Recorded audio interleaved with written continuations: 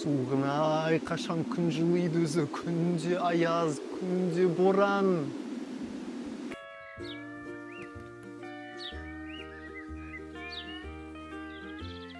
Негізінде бәрі өз қолыңызда.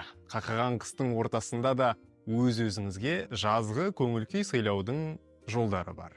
Тоңғақ болсаңыз, аз ғана суықтың өзі шыдатпайтын болса, қоңыр майыңызды қалыңдатуыңыз керек.